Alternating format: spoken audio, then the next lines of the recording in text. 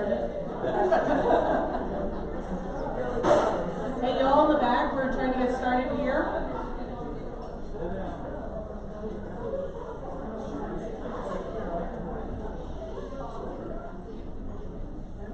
Welcome. We will be starting the introductions. You guys are in ballot order, as you will be listed on the ballot. And so for our introduction, Ms. Cox, you will have first 2 minutes. Go ahead. All right. Well, good evening, everyone. It's a pleasure to be here again, just a year later. I am Sandy Cox. I'm the mayor of Lakeway. And I moved here 20 years ago with my husband.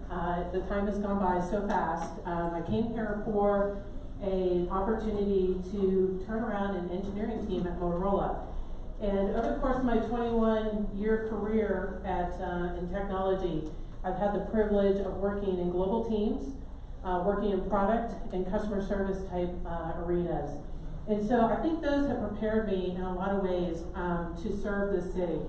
But not only did I work in technology, I did retire in 2009. And as soon as I did, I started working very closely in our community with a lot of our important organizations like LTEF, LTYA, TechSarts, and one of the ones that's near and dear to my heart is Safe Place. I worked on that board for 10 years, and both on the foundation and the operations. I was your city councilwoman for 2 years, and I also was the inaugural chairman of the Visitors Commission. And I have been proud to serve you for the last 10 months. I got to work right away after I was elected on the 4 priorities I promised you last time. Number 1 was to develop a comprehensive plan. 2 was to address traffic. 3 was to support our growth and development of our new businesses and our residents. And last but not least was to encourage engagement with our community. And that is by far the most important part of what we've been doing this last year, is really trying to open up this government. Now, 10 months is not a lot of time, and I am not finished yet, and I know I can do so much more. So I ask you for your vote coming up here in the early elections, and I appreciate your support. Sandy Cox for mayor. Thank you. And we'll ask you to hold your applause till the very end. Thank you very much. Mr. Kilgore. Thank you very much. Good evening, everybody. And I wanted to make sure I thank all the organizations here, the Lake Travis Progressives, Lake Travis Democrats, the Tuscany Village voters, and as well as the League of Women Voters. I hosted one of these events last year, and I know exactly how difficult it is to put one of these together. If you didn't know from the tone when I asked everybody to be quiet, I am a retired soldier. I'm also a retired public company executive and a private equity risk management and compliance officer. I am very passionate about our civil rights and the rule of law and equality before the law. Successfully building Lakeway's future is going to require us to take a new perspective, and we are going to have to shed a business as usual mindset. Every one of us here loves our city, and we should all be rightfully proud of the volunteers and the people who have stepped up before us and built this city. And that history is something to be proud of. But the history is a foundation. It is not an anchor to hold us back. Lakeway is growing each and every day.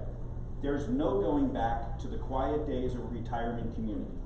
What we need to do is make sure that we have taken charge of our own destiny and place you, the individual resident and the voter, in charge of our city's destiny, and not the well-connected or special interests that currently have a disproportionate influence.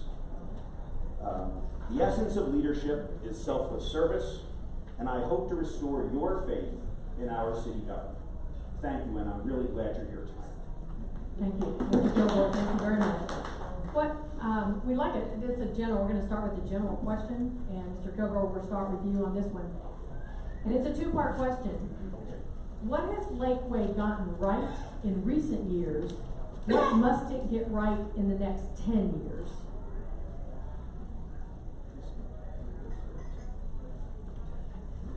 Okay, so some of those are very simple ones. Things that the city has gotten right in recent years, for example, is ending the practice of allowing a city employee to enter your home without a warrant. A completely unconstitutional effort that continued for a number of years and was encouraged by the current city manager, and that should have never happened. So, we fixed that, and we got that right because the citizens came forward and everyone on council listened. So that was a big one. That was a big win to make sure that happened. Now, what we have to get right for the next 10 years is we have to get the comprehensive plan right. We have to understand how we will develop the city, what our priorities will be for zoning, how we will bring commercial business into the appropriate part of the city sector, and then how we will take care of the rest of the community. If you think that big development just behind the HEB might be a great idea, go walk the street over by Rolling Green and ask those residents if right now, can they hear the music every night from the HEB restaurant? And that's not even a loud issue. So we have to get it right. And we have to get the city back in charge of the development process, because the developers have made commitments to our city, and those commitments have been left unenforced. So we have to do audits, hold people accountable. So when you look at Tom Kilgore, it's accountability and taking responsibility. And that's what we're going to do, and that's what we need to get it right. Ms. Cox. Well, I think what we've gotten right is the quality of life in Lakeway, because people would not be moving here at a very large percentage of 8% year over year over year. I think we've done a very nice job of protecting our home values. I think we've done a very nice job of investing in the amenities that we all know and love. And number one is the parks. It is a wonderful environment that we live in. I think what we need to do going forward and to get it right for the future is the comprehensive plan. That is why I campaigned on that so strenuously last year. Because if you don't plan for the future, and you don't put objectives in place, strategies in place, and have a succinct vision that is tied all the way to the financials, it's not going to happen. And our demographics have shifted substantially since I moved here 20 years ago. Average age was 67, it's now 43. And so with that, and why we embarked upon this plan is to make sure that we are representing all of Lakeway, all the different regions and all the different demographics, and listening. That's why it's a very iterative process, and you'll see that our survey, you probably were handed cards earlier, has gone out on this comprehensive plan. But what we have to protect is our culture, because when you have explosive growth like we've had, it's easy to get away from you. And I would tell you the reason why I'm still here 20 years later is because of our neighborhoods. It's because of the events that we have. And it's because of the community that we've built. And that you have to design in. Otherwise, it'll escape from you very, very quickly. And so, number one on the list is this comprehensive plan. It needs to be iterative, like it is. It's working with the different committees and commissions that we have in the city, and they are reaching out to the community. So I would really encourage everyone that when you see those surveys, we want to hear your opinions, we want to hear your voices, and so please take those surveys and partake. It is clearly the single most important thing we're doing right now. Thank you, Ms. Cox. It is you're up on this one. Just rotate so you guys get up. We're trying not to let you bounce up and down as much, okay? We got a number of questions, quite a few questions on a traffic study. And there was misperceptions and perceptions of who pays for traffic studies and who gets to share the data and who has the data. As the population of Lakeway continues to grow, would you support a Lakeway traffic study as part of the comprehensive planning process? Why or why not? Absolutely. I think we've got to step back and we've got to look at the whole region, because 53,000 cars are coming down 620, and they're not all our residents. They are coming from the other communities, and if you don't take a regional approach to studying traffic, you're going to miss what really needs to happen. And that is why we are partnered with TxDOT and why we're partnered with Campo, because they are the planning organizations in our area that are looking at both the near-term, medium-term, but also the longer-term. And you've probably seen on my priorities, we have a three-pronged strategy with transportation. And it's the near-term, safety and throughput with our arterials. Medium-term is that 620 widening, and we got to be really careful about the aesthetics of that. We don't want it to be MOPAC, right? And last is the arterial planning in 2040. And so partnering with those organizations, they are planning organizations, they are taking data, they are studying, and we're involved in those conversations. But I do think in the short term, as we're looking at the comprehensive plan, we've got to look at it holistically. And the only way to do that is for us to actually drive those studies. Otherwise, they're too piecemeal. And we've got to put the right roads on those studies. We need to see Mayoral go through, we need to see Main Street go through, we need to see Lemons go through. And really what I'm trying to do as your mayor is I'm trying to put us in the driver's seat, no pun intended. But I want us, instead of reacting and waiting for a developer to tell us what we're going to do, I want us to take that control. And that's why in December, if you want to see our work session, go and take a look on our website, because that's what we started talking about, is how do we work with, there's 9 developers to help us get those roads through internally, but we really do need to study it. So great question, thank you very much. Mr. Gilbert. Thank you. Well, first, I'm going to agree with everything that Sandy said. That's really the essence of it. The real issue, and so we'll save some time and get on to another question.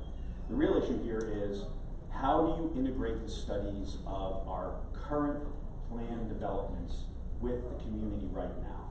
Because the current studies we have are funded by individual developers in a piecemeal fashion that are not integrated, and then they're never held accountable to make sure that study A for Rough Hollow links to a study B for the back of the Oaks, which might link to study C for the planned development of a new area in the center of the city. So the area there is, we, the city, we, us, the city, you, the residents, through your council, should be driving that process completely. Development is essential to our city. Developers are great, but roads and infrastructure are an expense item to somebody in the private sector. All you have to do is sit at the Oaks, look at the front, and realize all those buildings are revenue, and then turn around and look at the road that's not finished, and realize all that stuff is expense. There's a reason it's not been done. The reason it's not been done is we haven't put ourselves in charge, and we haven't driven that process to a conclusion. Thank you. All right. Oh, I'm gonna stand, because it's too far. So we're gonna just put the elephant in the room right on Sure. the table, okay? Because we received many emails that kept referring to, and I'm gonna quote you a couple of these, too much influence by certain individuals in leadership, overzealous officials, governing by a social club of retired friends, favoritism to certain developers, and lack of diversity. All of these types of questions we're asking about the governance of the city of Lakeway. From what you have observed about how Lakeway governs itself, and about the organization of city staff, boards, committees, and commissions, what are some ways you would address these citizens' concerns? Okay, let's parse that down. Because the first thing you want to make sure is that you understand that people who step up to serve our community are volunteers. I'm trying to be a volunteer, Sandy's a volunteer, Steve Smith in the back is a volunteer, everyone who's been on a commission, they're volunteers. We have to separate that from the professional administration of the city and its failures. And so, when you have an organization that builds an internally looking culture, that doesn't have a fresh perspective, that can't go to the end of the line and look for possible failure points and come back, you start to get, as I would describe it, this is called cascading failure. If you've ever been in the public world and seen a bankruptcy, bankruptcies occur like this: slowly, slowly, slowly, and then all at once. Civic government fails slowly, slowly, slowly, and then all at once. We were very lucky. I'll return back to this example of employees going into somebody's home in Texas without a warrant. We dodged a bullet because any one of those employees might have been shot by a Texas homeowner defending their home. That process was clearly unconstitutional, but no one ever stopped to say, is it right? Undue influence, I believe that we are too dependent for too long on developers telling us how they were going to help us solve the problem, but then coming back to my point, we've never held them accountable. we're coming up on the 25th anniversary of the city park. We should also be coming up on the 10th anniversary of the second city park in Rough Hollow, a waterfront park with buoyed swimming of 11 acres. Still not there. That's a celebration we should all be going to. So thank you. Ms. Fox? Well, I think it's a great question to have an elephant in the room and get it out. Because what was the number one thing that I did when I started was I worked on engagement. Like I said, our demographics has shifted significantly in the last 10 years. And our committees and our commissions are the voice of our community. And we need our voice of our community to look like our community. And so we took the time for about 3 months and we brought 70 new appointments on, 40 were first time appointments. And I would thank anyone in this room, if you're on a committee commission, you know how hard this year has been because it's been a significant change. But I believe in building the pipeline of our future leaders. And so you have to have some of our younger generation on these committees and commissions working with our older generation that have been doing it for the last 10 and 20 years. We have to pass the baton and we have to do it orderly. And that's what we're doing. That's what we did this summer. We also brought new committees and commissions back that we had gotten rid of, Parks and Rec being one of them. And I would tell you that by bringing the voices of the community in, these allegations of good old boy clubs and things like that, it stops. It stops because you can bring it in. We also made those committees open to the public. They were not before. A lot of them met separately. And so if you have a great idea, you can now come to those committees. You don't have to wait for a council meeting in 3 minutes. You can actually have a dialogue. And so I think a lot of the worry that we've had in our community, I've been trying to address by town halls. We put surveys out there so that your opinions could be heard. And then we put newsletters out to start communicating. The Lakeway, anyone get the Lakeway? That is now the #2 communication tool in the city, and it's only been in existence for about 9 months. And so I think we can get past some of these fears that we've had all these years by communication and engagement and so forth. You gotta keep going. Okay, I cannot be taught. There's no other way to do it with two candidates. We go back and forth. So let's kind of move over into the economic development, keeping a healthy city. In your opinion, what is the council's role in the leadership here in encouraging business and residential development? Well, I think the first and foremost role of the council is planning. We're a policy-making board. And so if we don't help drive the conversation with the city staff and with our citizens about what we want to be in the future, we need to envision this together and plan together. I think that is really, really crucial as a city council member, is to make sure that we plan and we envision that. I also believe that we also need to hold people accountable to that plan. And that's why on the comprehensive plan, I want to do it differently than we've done in the past. It's not just a visionary document. It's a document that's going to talk about what our strategic goals are. And it's going to put the financials behind it to say, how do we pay for it? Because I don't think anyone here wants to be taxed out of their homes. And we need to plan that. That's the economic development piece. We need to understand what that gap is, and whether we need to encourage some more commercial development, or we don't even have to do commercial. How about just tourism? Tourism is a great economic development tool, and it doesn't change really the footprint of who we are. All you're doing is you're filling up your hotels and you're eating in your establishments and shopping at your shops. And so that's a great way to spur sales tax, and that's why I think, from a planning perspective, we've got to understand what that gap is and what tools we're going to need to use to keep all those taxes in check. A lot of people are worried about getting taxed out of their homes. One thing I will say is the city of Lakeway is 7% of your bill, and on a $550,000 house, which is about the average house, you're paying about $650. And so we, for the last 10 years, 6 of the years, have kept those taxes in check, and we want to continue to do that. So you have to plan, and you've got to have some economic development with it. Thanks, Sandy. So that's really a heart of the question. So I made the opening statement when I said that leadership is really about service. And clearly in areas of our community, you quoted in the earlier debate, or in the earlier forum about the fact that building development services and development were the lowest rated areas. So the first thing the city council has to do is look hard and say, that's not who we are. We are serving our residents.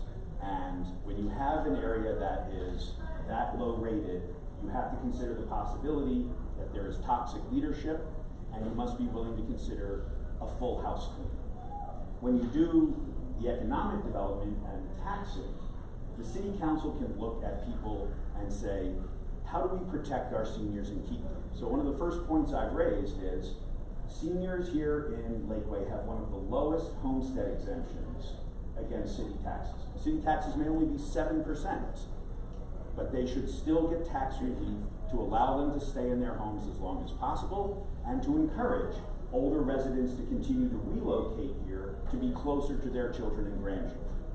And finally, in terms of economic development, we should realize that there are things going on right now which the city is not managing well. We'll talk about the hot tax and maybe sponsoring events. For those of you who don't know, there are already bandit events going on in the Canyonlands. There are people sponsoring events. We're just not being a part of it as the city. We need to get out there and get back in control of that. So we set the example. First and foremost, the city council sets the example. Service is the essence of leadership. Thank you. Oh, go. We're going to get it right. Before the end of the night, we're going to get it right one time. We're going to get it right one We're time. not quite halfway, we've got time.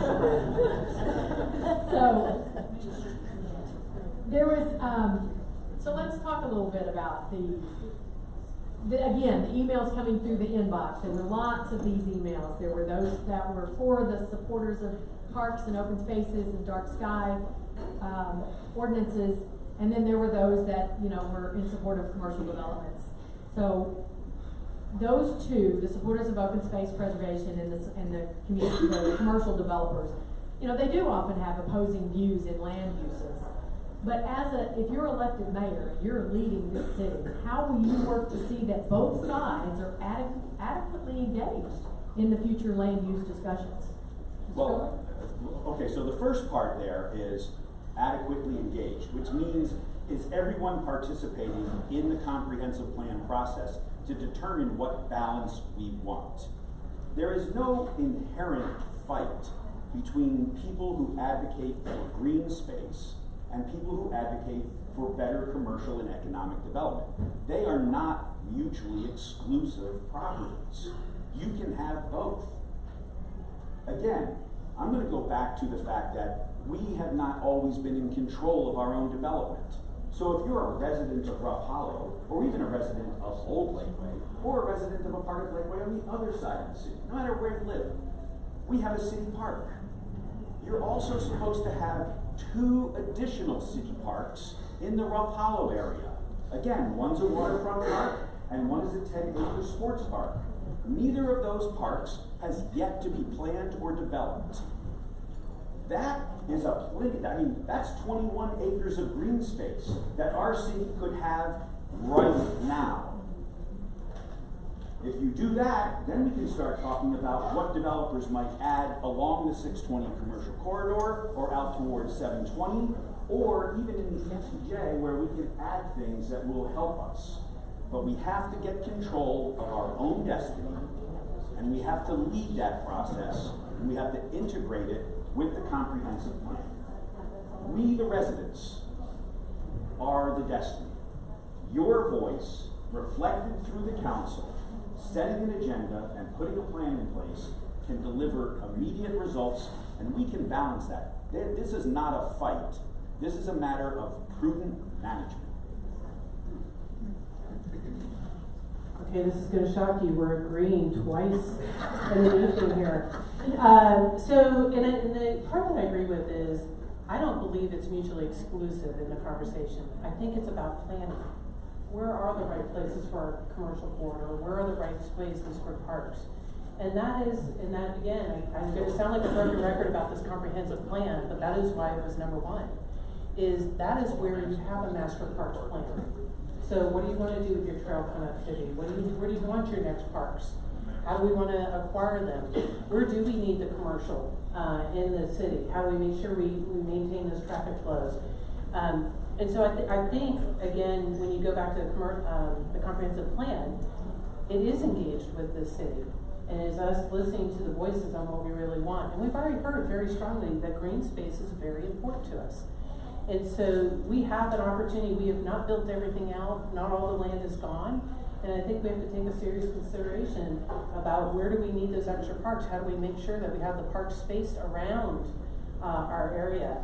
But also our trail connectivity is really important. And I'm sure we'll talk about traffic in a little bit, but you know, one of the goals that we've had is trying to get the top end of Lakeway completely connected to the bottom end and into bee caves through trail systems.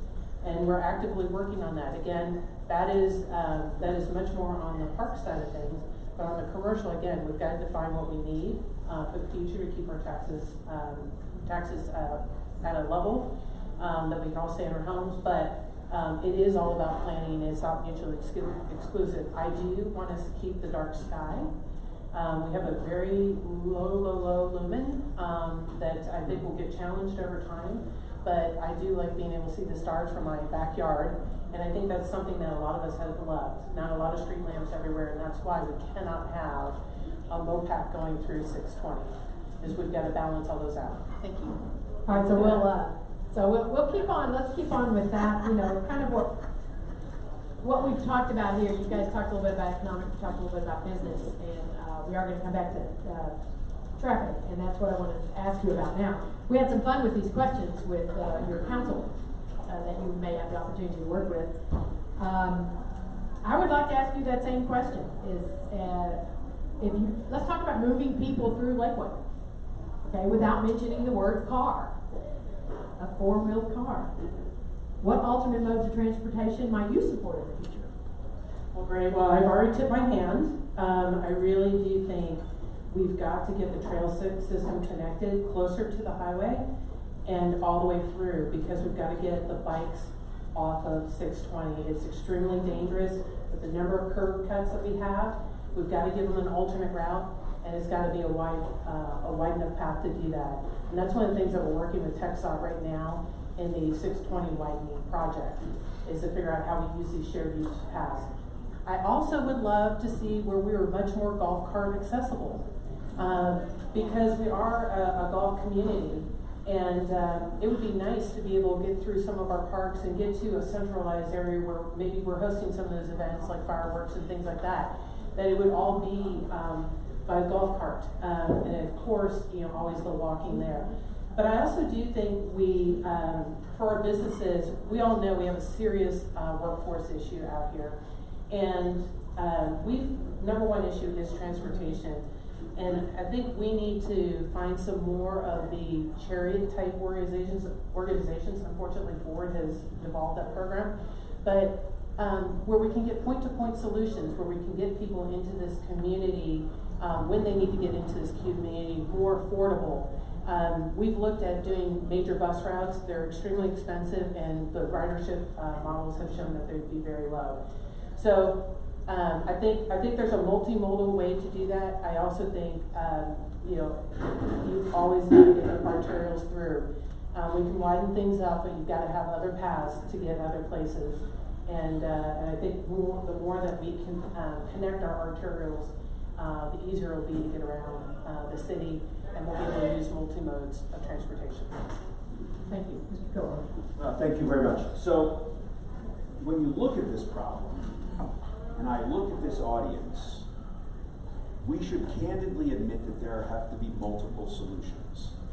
I see a number of you who are probably not avid bikers. And I see a number of you who probably, rightfully so, might be more inclined to the golf cart solution.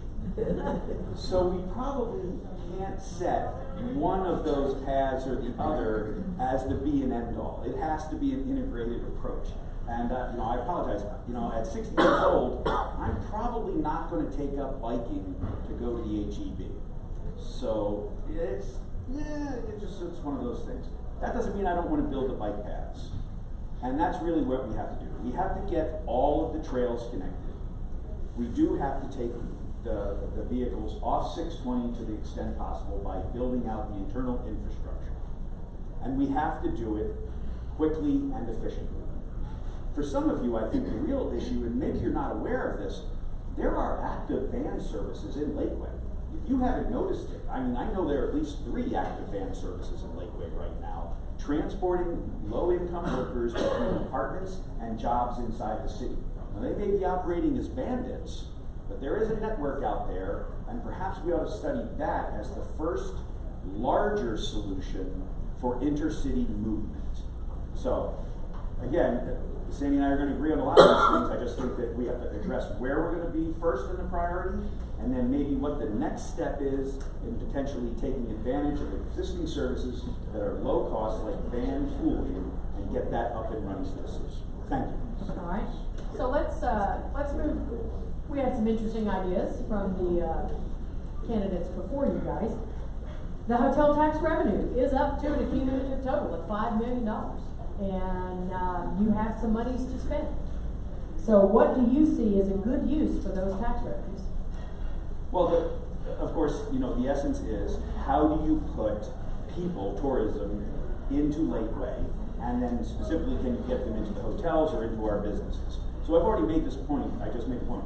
There are already activities, you know, Lakeway could have the greatest mountain bike course and could establish that, and we could have a great mountain bike racing course once a year or twice a year, the Lakeway, you know, 20K mountain bike out there in the canyons. There's already people doing that on a banded basis, okay? And when I mean banded, it's self-organized, it's not part of the city, they have no licenses, there's no control, they're just out there doing it, having fun, and we're missing out. If you were here and you looked out earlier, you saw one of the best wedding venues in the city right out there. You could build a structure in City Park number 1 right now, overlooking the lake, and you could drive in weddings Friday, Saturday, and Sunday, all around the year as people wanted to have a wedding along the lake view. So there are places to use it there. And then of course there's the additional things that we saw just the other day, the advertising, or, you know, if you come from a big city, you could always have a taste of Lakeway. You could sponsor a Lakeway residence dining out, a week of dining out in Lakeway, reduced prices, bring people in from out of town. We could have a local arts festival.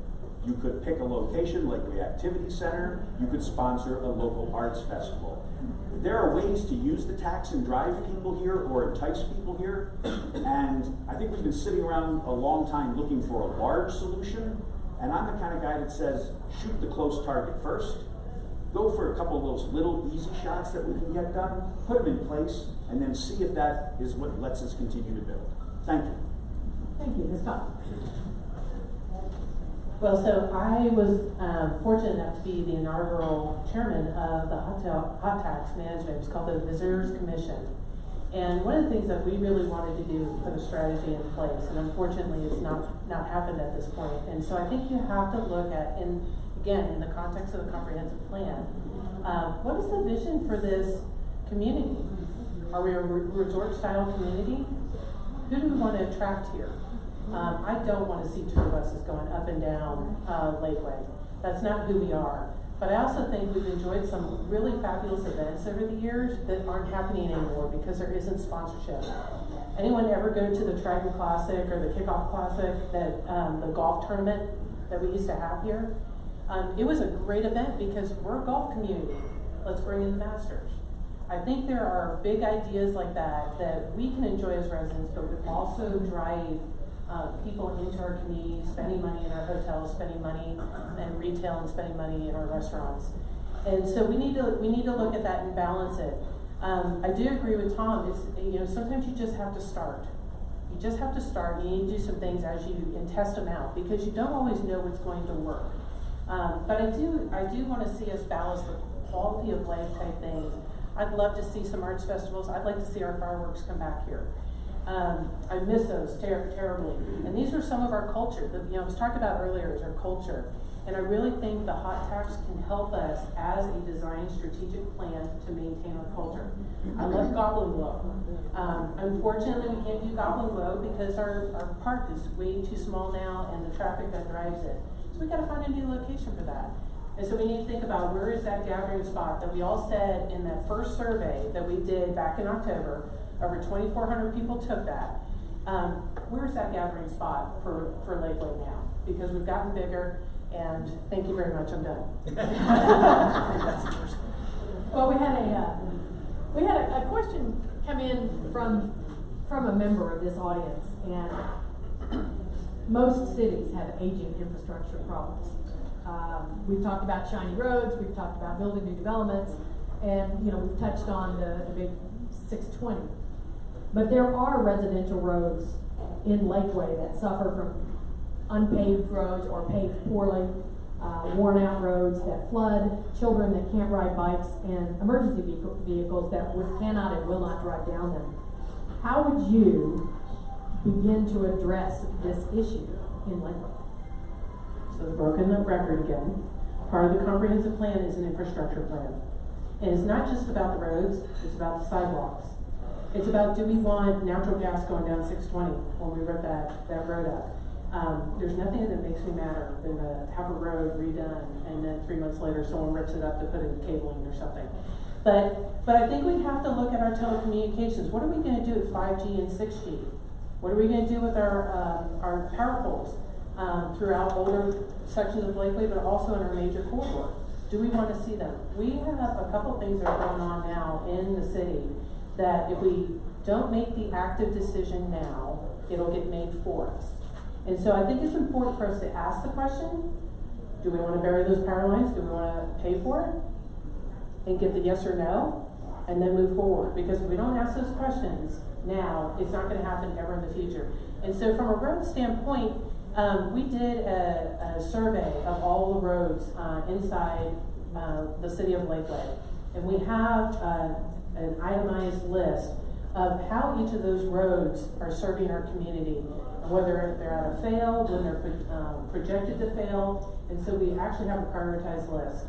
And so we use our road tax fund to service those. I would tell you, I think we probably need a little bit more money in transportation to not only build the right roads to get through, but also to go fix some of these. We have significant drainage issues that need to be addressed, and they're only going to get worse in time as things build out. And so we have to have a comprehensive infrastructure plan that looks at the sidewalks, looks at the electric, looks at the telecommunications, looks at gas, and all of it in between, because we have a couple things, especially the septic and sewer change that Lakeway Mud is doing in older Lakeway. Once they start digging that up, we're not going to want to dig again, and so it's an opportunity for us to fix those. Thank you. Mr. Gilbert. Thank you. One of the real benefits when you volunteer to run for office is the getting out to the community and seeing parts of the city that you may not have seen when you were just enjoying life.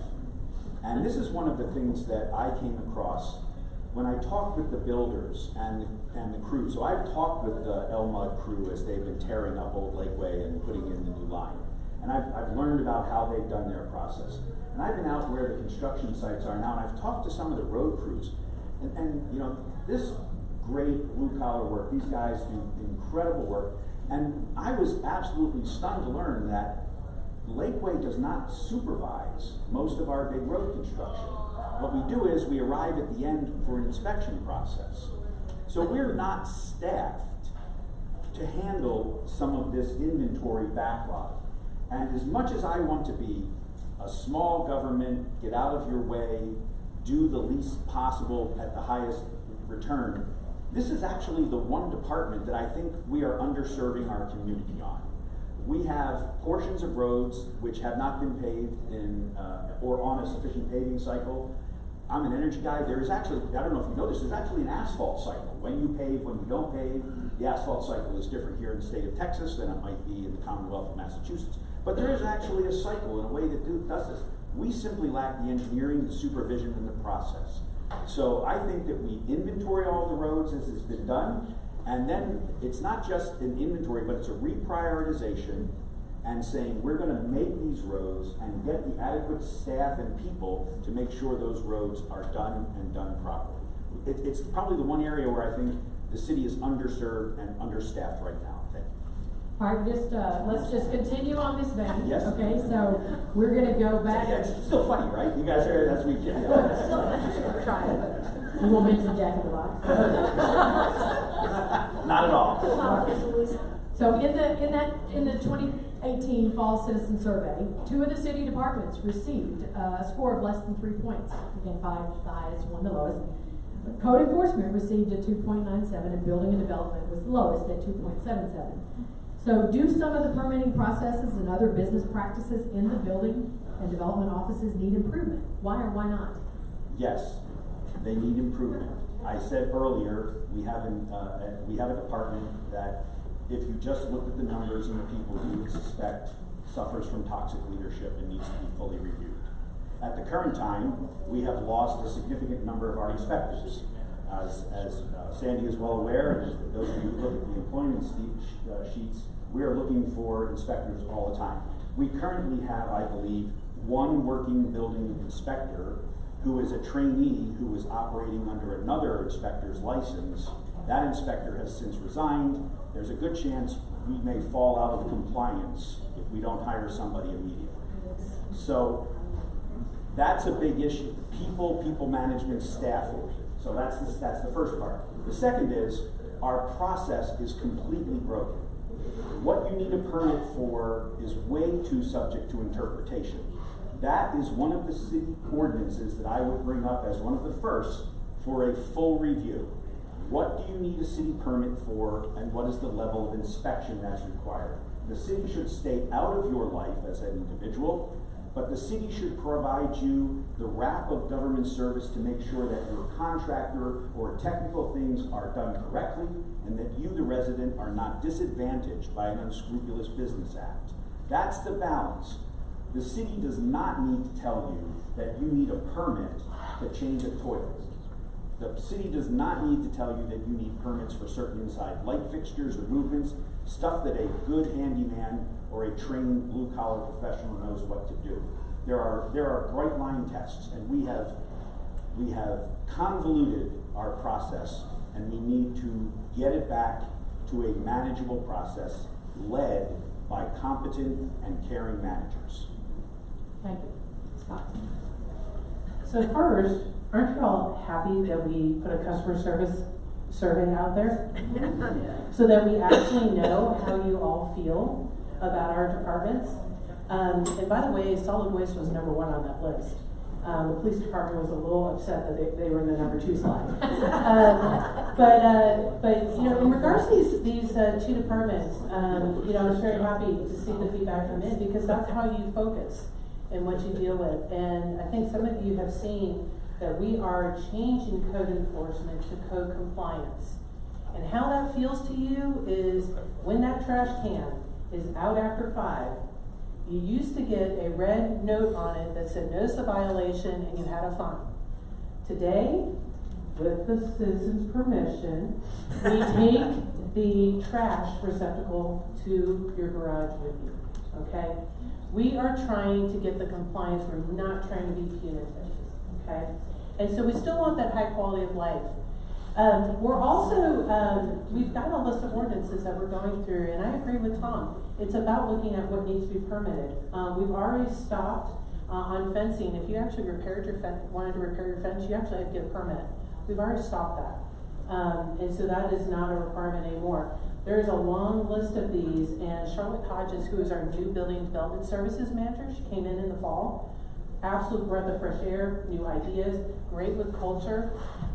We actually took the code compliance organization through customer service training last week, so that they would be much easier to work with and work through that. Again, we have process issues we have to deal with, and I'm absolutely certain that with Charlotte's leadership, we are going to get there. And she's already been shaving time, and you'll see things like My Permit Now. We are looking at investing in that for our city, because that's what every other city uses. Thank you. All right, so this is going to be our last question. And we were here a year ago, and we'd asked this question, and it's come up a couple of times, but in the citizen input tonight. It's about the deer problem. I know. How do you feel about the old means of deer management, and what other options, if any, would you like to see in Lakeway? Well, I thought we were gonna make it without a deer question. But here's how I feel about it, and this is how I addressed it last year. I really believe we can all agree on two things. That we care about the safety of our citizens and the health of our herd. I think we can agree on that. That's a good starting place, and that's where we started with the Wildlife Committee this past summer. We reorganized the Wildlife Committee and brought some new citizens on, and opened those meetings up to the public, and they're meeting monthly. And the very first thing that committee did was pause our deer management program. The very second thing that committee did was actually hire a wildlife biologist. And, you know, I think when we started this program many years ago, it was over 2 decades ago, you know, we took a lot of data, we took a look at what we needed for our community way back then.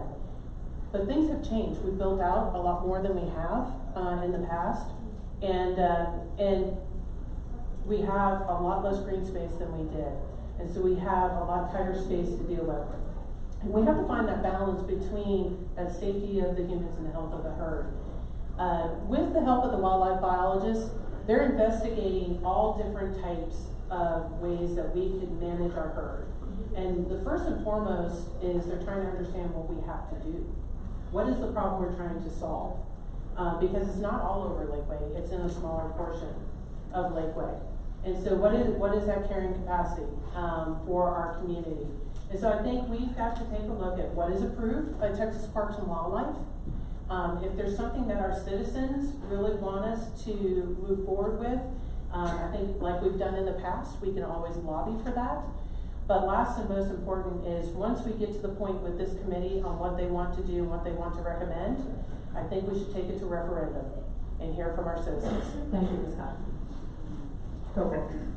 Well, thank you. Yeah, I almost thought we would get out without here.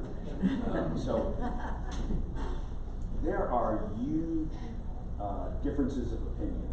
When you look at it statistically, we're hearing from people a couple standard deviations away from the middle of the city, and we're not hearing from a lot of the middle of the city right now. Now, the first thing that I believe is we don't have accurate data. When I go to the meetings, I'm hearing a lot of anecdotal information. I've heard a lot of history. I was honored to have one of the Wildlife Committee members give me the history of the program at a personal coffee. So I fully understand the background and how we got here. In my opinion, absent the data that I'd like to see us get, I currently do not see a deer problem. We do not have an unhealthy herd, nor can I see that we have a herd that is too large and needs to go. I believe on a personal basis that TTP is an inhumane program and that the moratorium is correct and should not be continued. For those of us who've ever been outdoorsmen, you know that that animal once trapped is ruined, and the ability to use the meat in something else is absolutely, you know, it's just not going to work out. It's an unsalvageable animal and it's cruel. The Wildlife Committee is actually meeting tonight. One of the things I like about the Wildlife Committee is their meeting. One of the things I dislike about the Wildlife Committee is they rarely allow citizens' participation at the meetings. So when you have a meeting, if I am your mayor, and you have a meeting, every meeting will have the participation by you, the residents. It will not be a closed meeting under any circumstance. And that doesn't just mean wildlife, it means all meetings. So we need to get the data, we need to make a decision about what we can live with and what the deer can live with, and then if we're going to take a process. So you're gonna, all right, so we got our closing statement. Oh, it's closing statements. It's closing statement. Closing time. We thank you for your patience with us tonight as we go through this, but you'll have 2 minutes to tell us why we should vote for each of you. You agreed on a lot of things. Well, we did agree on a lot of things. Why? Tell us why. Okay, so first, my phone number is 512-905-6149. I've been saying that at every meeting in town hall. If you have something that you want to talk to me about, you can give me a call. I will be there. I will make myself accessible. I also believe that the City Hall needs to be accessible to you. Every meeting can't be at City Hall. We can have town halls, we can have meetings at places in the community that are not just City Hall, where you have to come and stand before the dais with our little 3 minutes. I've become very adept at answering questions in 3 minutes with a little thing, as Sandy will tell you. It's not always welcome, but it's always given a chance that to be done. So I think that I bring to you a commitment to make the city far more open and inclusive of all people. I've said this, I want everyone represented equally before the law. I want you represented equally in front of the city council. Your voice, your vote, all matter, whether you have been here for 1 year or 30 years, whether you are the poorest resident or the richest donor to our city. You are equal in front of the law. That is what you should expect from the people who ask to serve you. I want to serve to be your mayor. We all know love. We all have hopes for Lakeway. We all bleed red. We need to come together as one people and understand that together it is our city to run for ourselves, our children, our grandchildren, and their children after them. I'm Tom Kilgore, and I humbly ask for your vote on May 4th. Thank you, Mr. Kilgore. Ms. Fox. Sally. All right, well, thank you all for coming tonight and listening to us about our ideas for our community. I have been so thankful for the opportunity to serve you for the last 10 months, and somehow it's gone by extremely fast. I have never ever been in a position that I can't finish what I've started. That answer is in your hands. I've always finished what I have started, and I would really like the opportunity to do that. We've done a lot of great work in this community in a very short amount of time. We are steering a very large ship, and we're making it turn. We have changed the tone at the city. We are much more accessible. We are listening to our community, and we are open for business. And I hope some of you have actually felt some of that change because it has been very deliberate. It starts at the top, goes all the way to the bottom, because you have to change it at the top. And that's why, as your mayor, that is what I've been working on, is changing that culture. But what I would tell you is all the change that we have seen so far is not completely sustainable yet, because we don't have that process behind all of it yet. We're still very people-based. And that is something that, as we look at succession planning with our top leaders in Lakeway, making sure that we've got people coming up behind them, making sure that it is about the process and not about people from a silver story standpoint. But in the end, I really have enjoyed these last several years, especially several years here in the community. Raised my daughter here, and she is now off at college. And so I have a lot more time than I've ever had to serve this city. And it's something that goes to near and dear to my heart, is to serve. And so I would really love the opportunity to serve for 2 more years for you. Sandy Cox for mayor. Thank you. Let's give these candidates a very